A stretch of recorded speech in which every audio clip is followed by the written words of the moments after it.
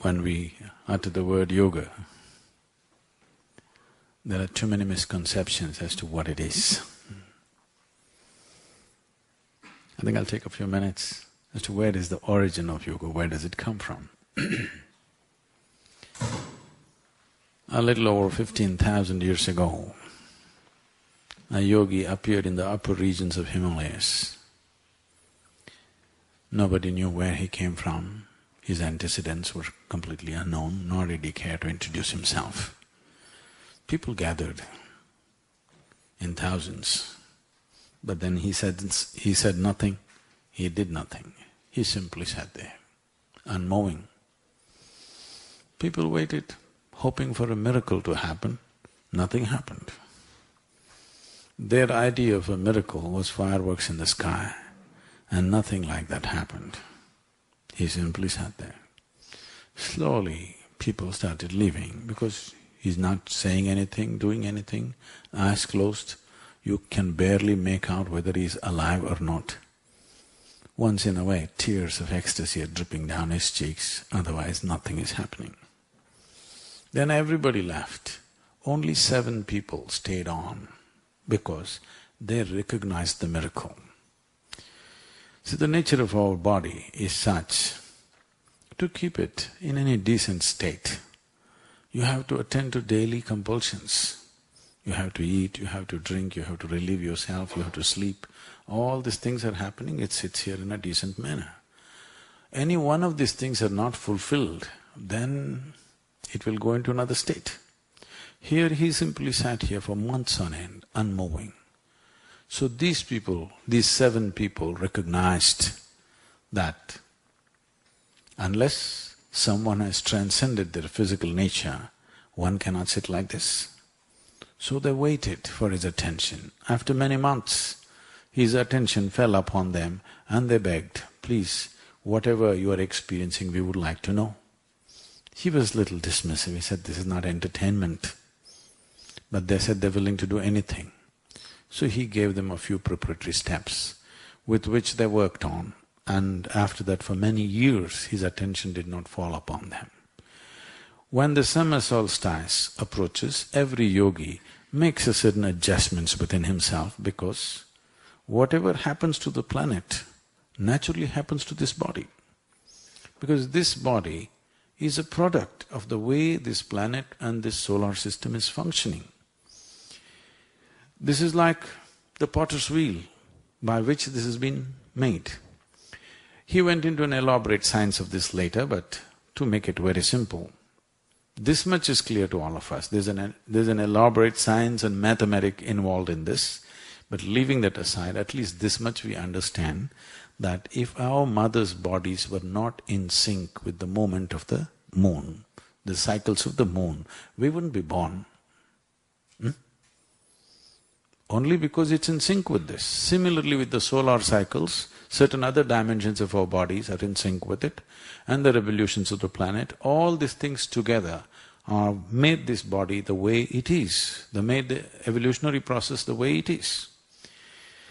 Then he gave this, and when he was making these adjustments after many years, when the solar solstice came, which is the 21st of June, it's very significant that the yoga day is fixed on that day, then he noticed these 7 people had become fantastic receptacles.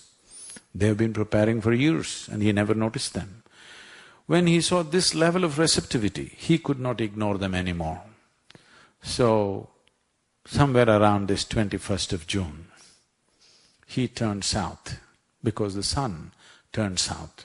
This is called as from Uttarayana to Dakshinayana, it turned. In yoga, from June to December is known as Sadhana Pada, from December to June is called as Kaivalya Pada. This is the time of sadhana. So he turned south and sat there as the Adi Yogi, Adi Guru. They called him Adi Yogi because they did not know his name, so they said he's the first yogi. So on this day he sat as the Adi Guru or the first Guru, to throw light upon the nature of human existence.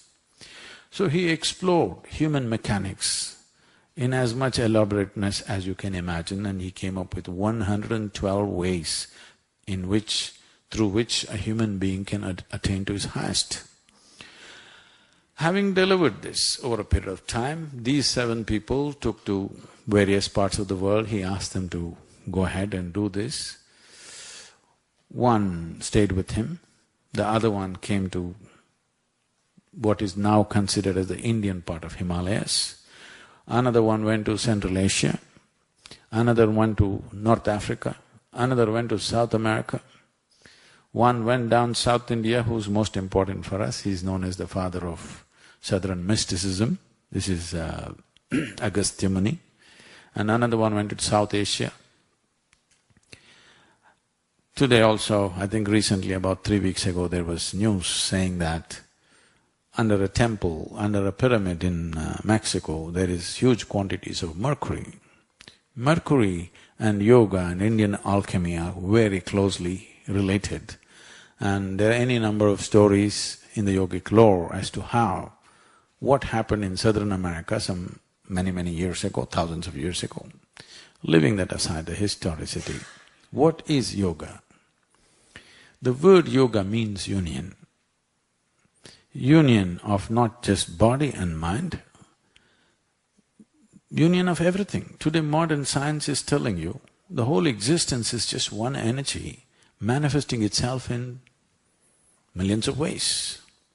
The religions of the world have been screaming for a long time that God is everywhere. Whether you say everything is one energy or you say God is everywhere, or you're talking about the same reality or a different reality. Different ways of expression, we are saying the same thing. Now, it is just that a scientist does not experience this, he has mathematically deduced it. A religious person does not experience this, he believes it because it's said by somebody that he values. A yogi is a hard nut, he wants to know it by his own experience. How is it possible for one to know that he is one with everything or everything is one with him? Let me try to put it as simply as possible. There's a glass of water here. I'm sure this is not you, isn't it? Hello? This is not you. But if you drink it, it becomes you, isn't it? 72% of your body is water. What is not you becomes you how? What is it that defines what is you and what is not you? We'll just do a simple experiment right now. Take your right hand and touch your left hand, please. Is that you? You must confirm to me, please. Is that you? Yes. Touch the chair on which you're sitting. Is that you? How do you know this? What is the basis? What is the basis of your experience which tells you this is me and this is not me? Sensation, isn't it? Here there is sensation, or in other words, what you're saying is, whatever is within the boundaries of my sensation is me. Whatever is outside the boundaries of my sensation is not me, isn't it? Right now, this is not within the boundaries of your sensation. What is called as drinking is you're including it into the boundaries of your sensation. The very body that you carry, whatever number of kilograms you carry, it's just a piece of the planet, isn't it? Yes or no? You must get it now. If you don't get it now, one day you will get it from the maggots, and it's a bit late. If you get it now, you can transform your life. What you carry as your body is just a piece of this earth. Countless number of people who walked this planet before you and me, they were also smart people. Where are they? They're all topsoil. This will also become topsoil unless your friends choose to bury you real deep. No, because some people fear you may rise from the dead, you know. I heard that ambassador was in Israel. This happened. A couple from Texas who were over 75 years of age, been wanting to visit the Holy Land for a long time. And at last, when they were over 75, they made the trip. They were totally overwhelmed. All the historicity, you know, every cobblestone in Jerusalem is full of history. The lane that Jesus walked, the place where he walked upon the water, where things happened, they were overwhelmed by this whole thing. And unfortunately, The wife had a heart attack and she died.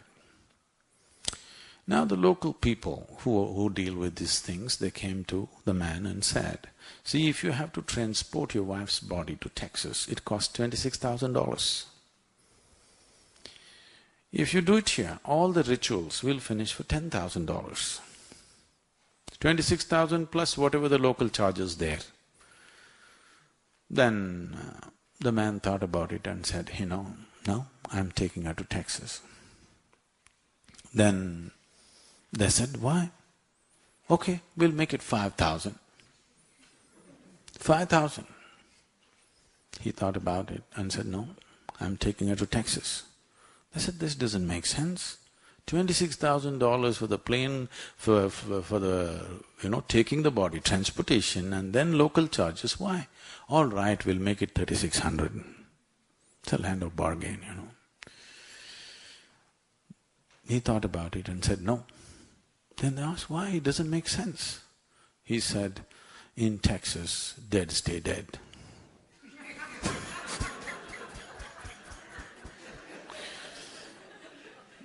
So, doesn't matter what you think about yourself, doesn't matter where you think you're going, where all you have been, as far as your physical body is concerned, it is going straight to the grave, without hesitation. Not one moment is it faltering, going straight there, because this is a material that you picked up. The only way you made it yours is by including it into the boundaries of your sensation. It is a known fact that if you experience a very exuberant moment in your life, let's say you're very joyful or very loving, to a point where tears came to you, happened to you? You're so joyful, tears came to you.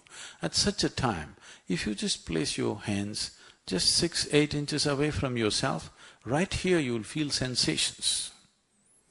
If no such wonderful thing happened to you, we'll have to do something horrible. We'll cut your leg right now. If you take off your right leg, the physical leg will be gone, but still the sensory leg may stay intact for some time. You've heard of this? It's called the phantom leg. If you suddenly take off the leg, all the sensations of the leg will still remain for a period of time. Sometimes for days on end, it stays. Or in other words, the sensory body has a presence of its own. If you make the life within you very exuberant, full-fledged life, if you become, sensory body will expand. If you sit here and if your sensory body became as large as this hall, as that which was not you yesterday has become you today, isn't it? If you sit here, if you could experience all these people just as you experience the 5 fingers of your hand, not psychologically thinking or emotionally feeling we are all one, but actually if you experience them as yourself. After that, do I have to teach you morals? Do I have to tell you, don't harm this person, don't kill this person, don't rob this person? Do you need morality like this? Anything that you have known as myself, with that you're perfectly fine, isn't it?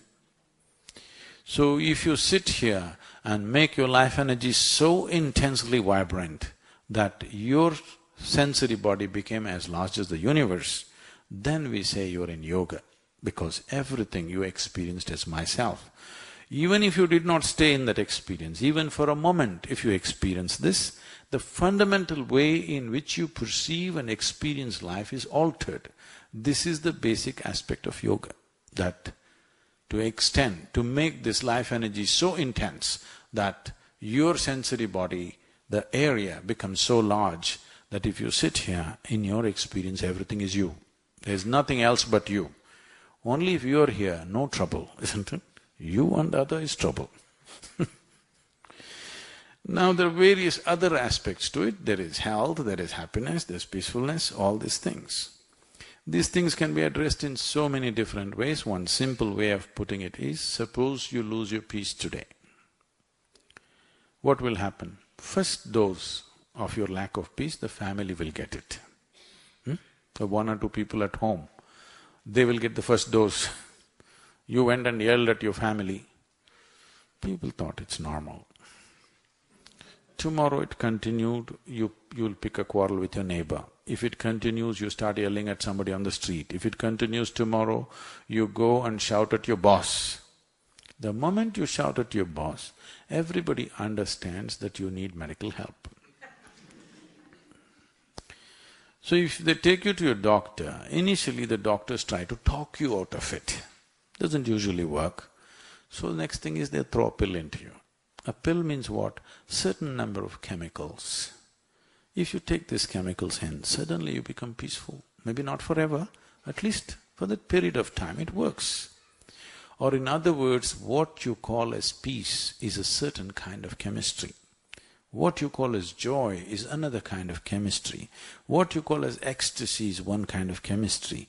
Agony is another kind of chemistry. Misery is another kind of chemistry. Anxiety is another kind of chemistry.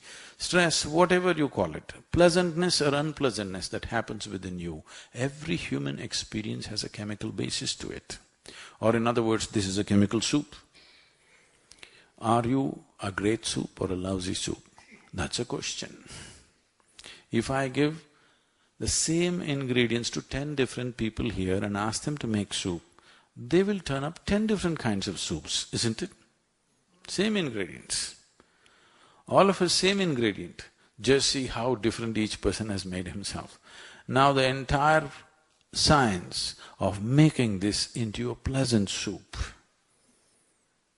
this is one important dimension of yoga, but it's not the goal of yoga.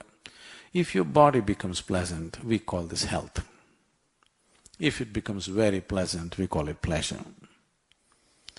If your mind becomes pleasant, we call this peace. If it becomes very pleasant, we call it joy. If your emotions become pleasant, we call this love. If it becomes very pleasant, we call it compassion. If your very life energies become pleasant, we call this blissfulness. If it becomes very pleasant, we call it ecstasy. If your surroundings become pleasant, we call this success. Only to create your surroundings in a pleasant manner, you need the cooperation of many forces around you. But to make your body pleasant, mind pleasant, emotion pleasant, energy pleasant, you need the cooperation of just one person. That's you. External pleasantness, you need the cooperation of many forces. Not always is it possible. But internally, only if you're willing, it's very much possible. So the science of yoga looked at various possibilities, how to make this entire system pleasant. To be pleasant, to be joyful, or to be even ecstatic is not a goal by itself. It is a fundamental ambience that is needed if you want to explore the full depth and dimension of your life. If you want to enjoy your dinner tonight, at least you must be peaceful and happy, isn't it? Whether you want to enjoy your work or your family or the people around you or the spring around you, you must at least be peaceful and happy. So to be peaceful and happy is not the ultimate goal of your life, it is the most fundamental requirement of your life.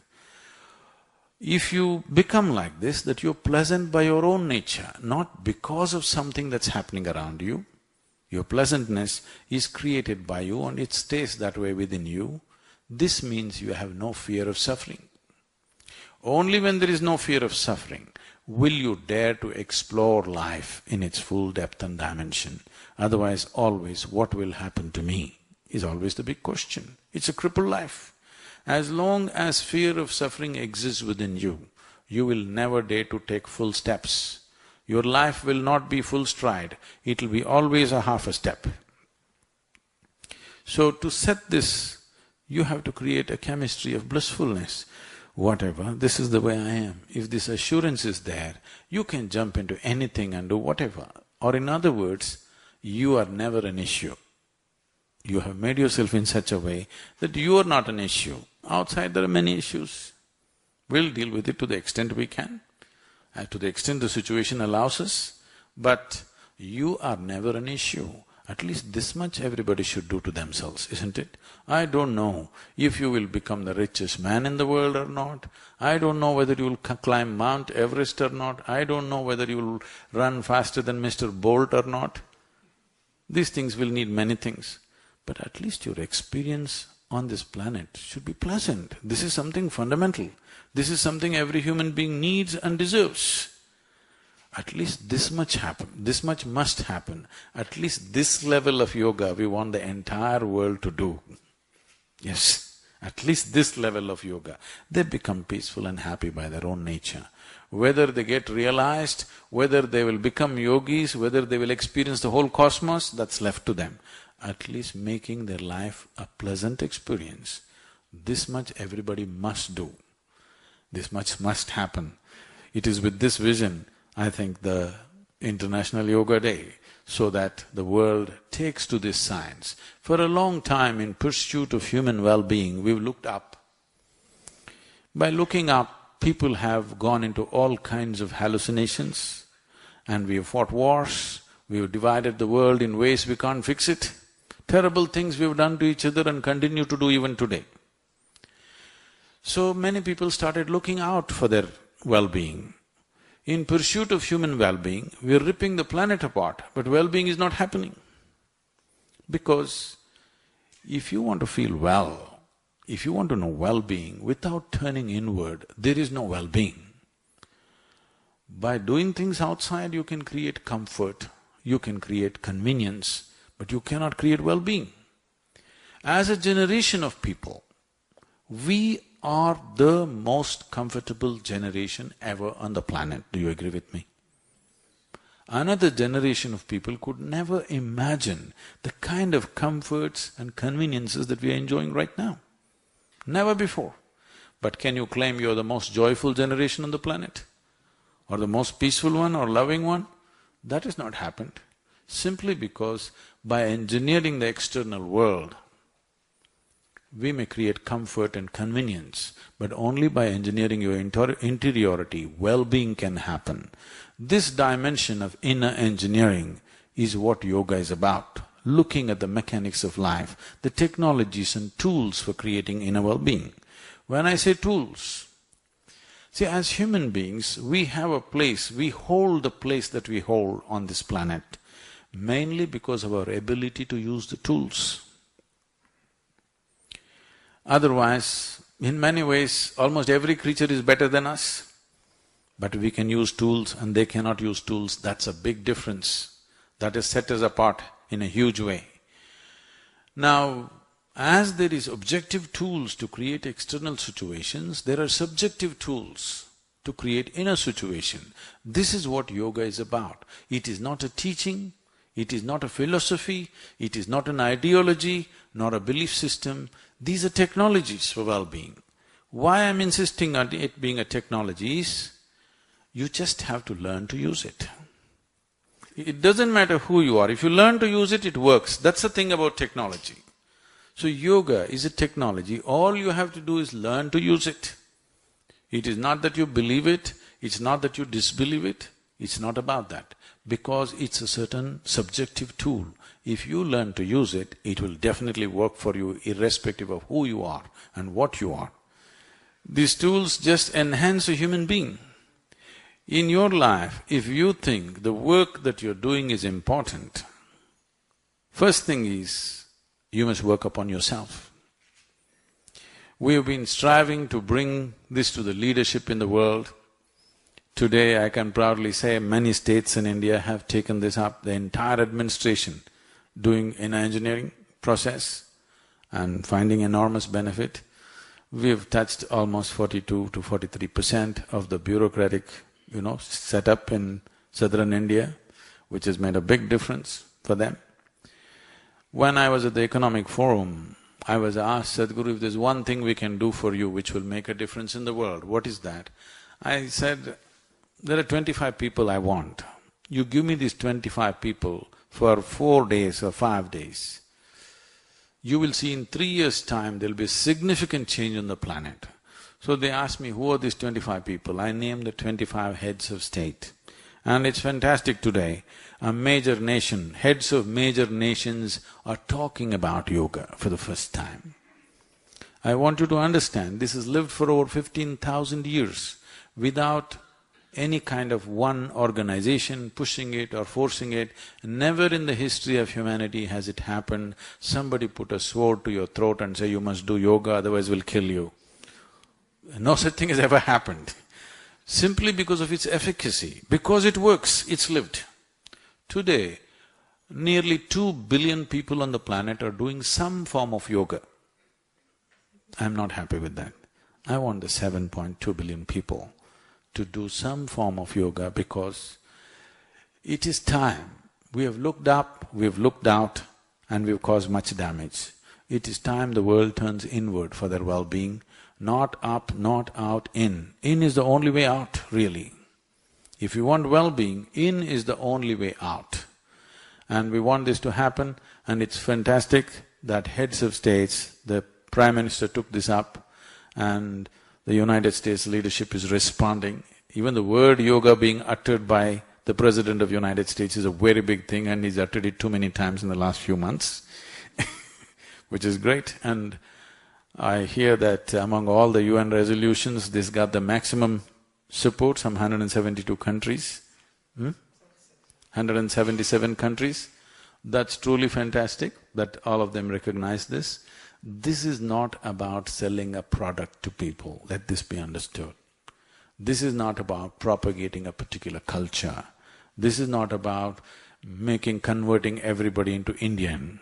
No. This is about understanding a fundamental science of well-being. There is a science and technology for external well-being, there is a whole science and technology for inner well-being. And this must happen. And for the first time in the world, we are in a position, we are on the threshold position, never before another generation has had this privilege, that today we have the necessary resource, capability and technology to address every human problem on the planet. Never before was this possible. Only thing that's missing is an inclusive consciousness of human beings. And this is what yoga can do, beyond religion, beyond belief systems, beyond caste, creed, race, nationality. People can experience a deep sense of unity within themselves, which is what the world needs. The external technologies are going through the ceiling, but who is handling these technologies will decide whether well-being will come or disasters will come.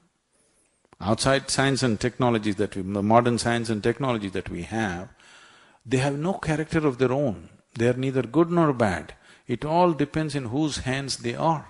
If you do not improve the quality of the hands which hold these powerful instruments, today, as you sit here, you must understand, you are not human beings anymore compared to how they were 1,000 years ago. Today you are superhuman beings. Tell me, 100 years ago, if I could pull out something from my pocket and speak to someone in India right now, and if I claimed I am God, would you believe me or not? 1,000 years ago, if I just had a light bulb, I could have become God, you know. This damn cell phone came to me very late. So I'm saying in every way, we have become superhuman in our capability. When such capability is… we're privileged by such capability, the necessary responsibility, which is not as a teaching, not as an idea, but you will have a deep sense of responsibility towards everything that you experience as myself, isn't it? It's good that the last part of the message from the Prime Minister, he said this could be an ecological solution, 100%. 100%.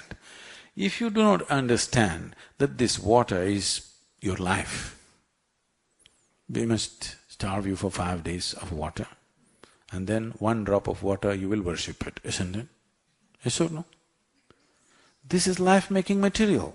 This is not a commodity. This is not something that you buy and sell. Unfortunately, it's become like that. But this is life-making material. The air that you breathe, the water that you drink, the food that you eat, the earth that you walk upon, this is life-making material, isn't it? If you do not experience a certain unity with all these things, then the way you live will be crass, which is what we're doing today.